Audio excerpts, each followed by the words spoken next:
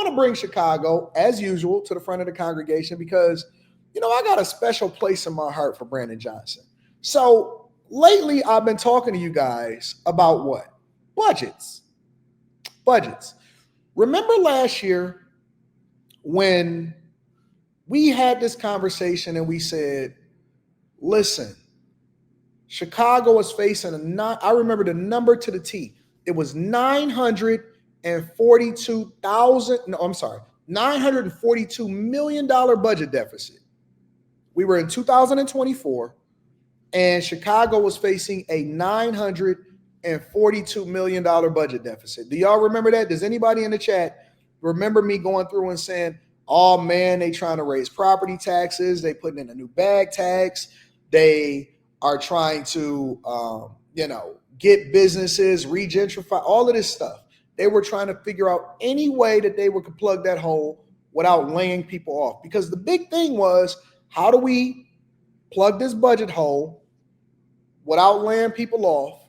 And the people absolutely rejected. They rejected 1,000 times Brandon Johnson. They rejected him 2, 3, 4 times in his budget proposal to raise property taxes.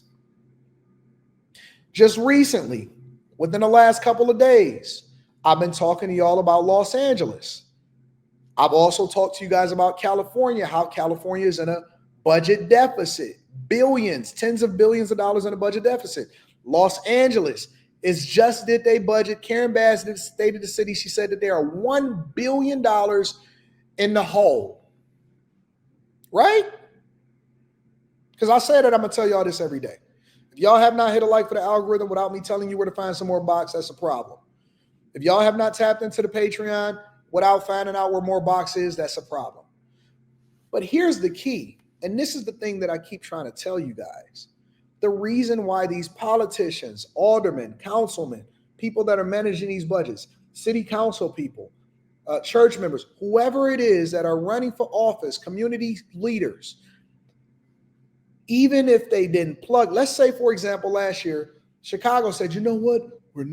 Brandon Johnson, we're not going to raise any property taxes while at the same time we have to make a pension payment and we're not going to have any layoffs. Well, they had natural attrition. They still down over 2,000 police officers, and they decided to raise more taxes by having a bag tax and a Netflix tax and all of these other taxes. And so they're going to nickel and dime you and they're going to cut you by 1,000 cuts.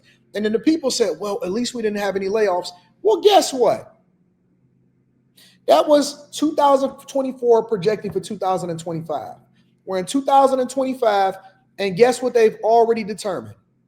That they are going to be facing another $1 billion budget deficit over in Chicago for 2026. Because you have not fixed the fundamental problems that is wrong with these cities, and you do not have business leaders. You have elementary school teachers, former elementary school teachers that are running the city. Chicago is anticipating another $1 billion budget deficit for 2026. And guess what? It's going to happen in 2027. It's going to happen in 2028. It's going to happen in 2029. And it's going to happen in 2030. And the same thing is going to happen in Los Angeles. And the same thing is going to happen over in Denver. I'm telling you guys what is going to happen every single time. Every single time. Don't believe me? Go ahead and listen to what they got to say. The city of Chicago already dealing with a massive budget gap this year of almost $1 billion. And now Mayor Brandon Johnson is warning the problem is not going away next year or even the year after. And he's putting together a working group to invest. I promise you I have not even watched this video. I looked at the title of it. It wasn't even supposed to be a part of this live stream today. I'm supposed to be talking about migrant crime and fed up with crime in Chicago. That's why this title at the bottom of the screen says that. I seen this at the last minute. I seen the headline. I said, I knew it. I knew it. I knew it. I knew it. I knew it. I predicted it. I'm telling you that these people don't know what the hell they doing. I didn't even know that she was going to say next year and the year after that. I did not watch the video at all. I included it at the last minute, threw this in there, didn't even change the bottom of the screen, just threw it in there just to have this conversation because I'm telling you, I told you so. I told you so.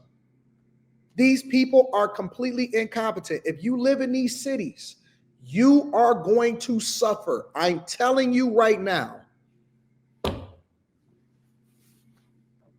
You are going to get significant property tax increases. You are going to have less police presence. You are going to have sanitation problems. They are going to cut back on transportation options, public transportation options. You are going to see school teachers. You're going to see strikes. You're going to see the unions that are supporting whatever government jobs that they have. They're going to protest. They're going to riot. They're going to absolutely, positively eat each other every single day. I am telling you right now. I'm telling you right now. If you live in a major city, you need to really take inventory of what they're doing in these budget meetings, these planning meetings, because your city is going to eat you alive. It is going to destroy your life. When we talk about the true cost of living, while they sitting there and they holding Trump accountable and they saying, hey, listen, we don't want the Department of Government Efficiency going through an audit in the federal government to figure out what's going on. In the meantime, they laying off people, and they're going to be laying off people over in your major city and in your state because they can't afford to keep them because they mismanaging the budget and they not being proactive with making sure that they run the government efficiently. I'm telling you, you are going to suffer ASAP. The people are the ones that suffer for the mismanagement and the misfortunes from the administrations. Investigate that ongoing crisis. NBC5's Christian Farr has reaction. Mayor Brandon Johnson received a round of applause after signing an executive order that will launch a working group charged with investigating the city's ongoing budget issues. Besides this year's budget deficit, the mayor's office says the city is facing a projected gap of $1.12 billion next year. It's increasing every year. They already know what's going to happen. It's all the way up through 2030. They can project it. They running businesses out. They are over here talking about spending the black with these little stupid vendors. Meanwhile, you're facing a 1.12, 1.32. And guess what? Because Chicago's credit rating. See, nobody is talking to y'all like this, and y'all don't appreciate it. It's impossible for you to appreciate what I do on this live stream every single day because you haven't even hit a like for the algorithm. It's impossible for you to appreciate what we do on this live stream every day because nobody is talking about this in depth. They already know. They already know.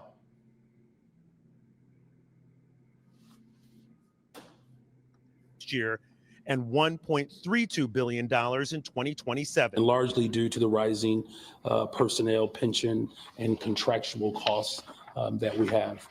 At the same time, we face unprecedented threats from the federal government. It's the federal government's fault. Interesting. $942 million budget deficit was already in place before Trump even got voted in, before he ever even took office.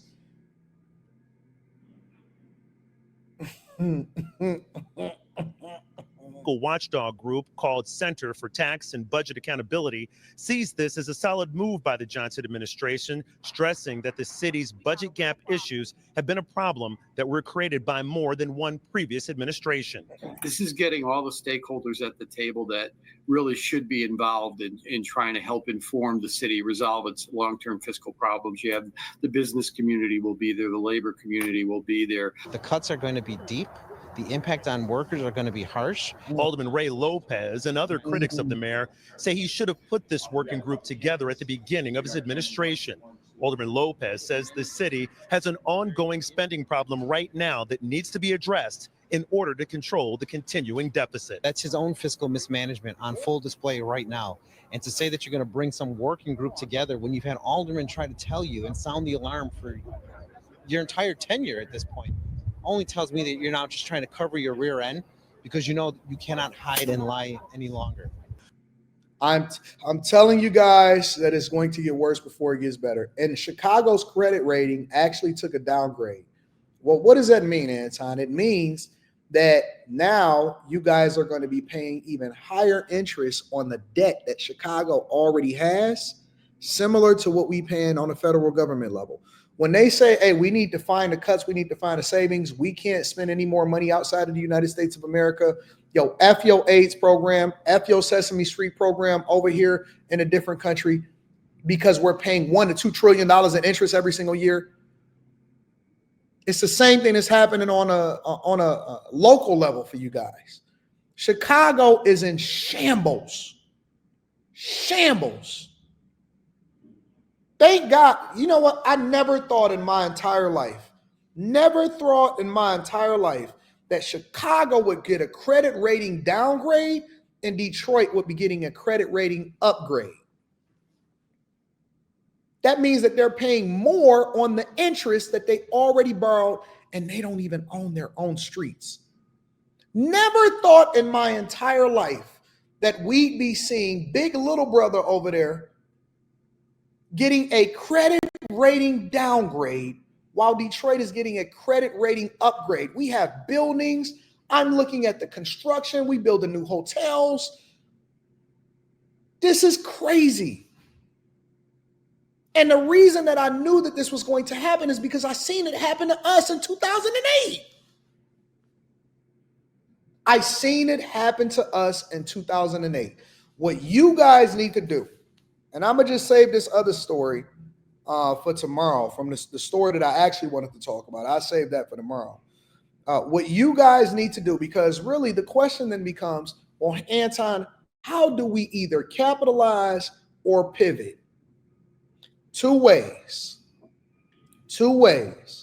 Number one, because you want to know my honest to God in my heart. This has nothing to do with Chicago versus Detroit. I think that the United States of America needs to come together to make sure that we do the right thing for the people, because the people are the ones that's going to suffer. All right. I believe that eventually, I'm telling you right now, April 23rd, 2025, Chicago will eventually, within the next 5 to 6 years, they will file for bankruptcy. Chicago, within the next 5 to 6 years, will file for bankruptcy. Los Angeles will not be far behind them. Los Angeles is trying to triple the incentives to the film industry that is already left to come back so that they can start to fill the coffers. They hope to get a boost, a financial boost from the World Cup and the 2026 Olympics. Chicago, I am telling you, you hearing it right now. They are going to file for bankruptcy within the next 5 to 6 years, definitively. It is already written. You cannot unmath the math. The numbers is not going to make no changes. They're going to have to redo pensions. People are going to get laid off. It's going to be horrific. We've seen it. We lived through it right here in my own city. Thank God we had competent leadership to come in here and change the direction of the city, and now we booming.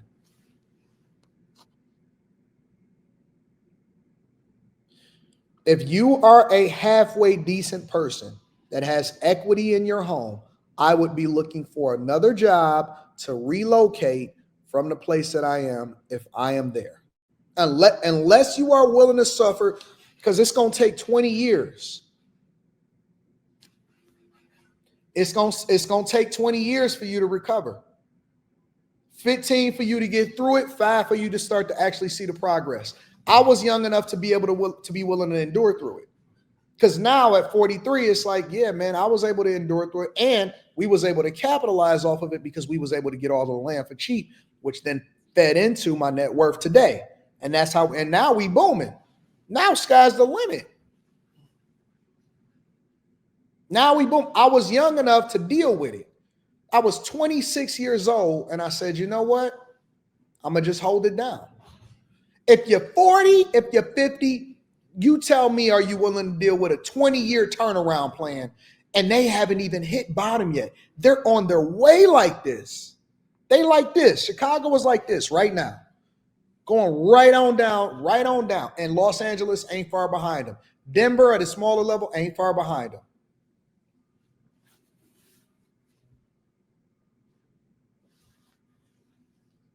I'm telling you right now.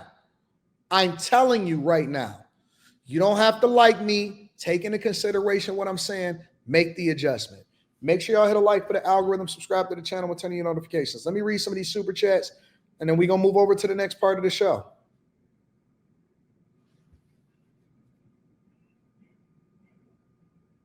Somebody not hearing me right now.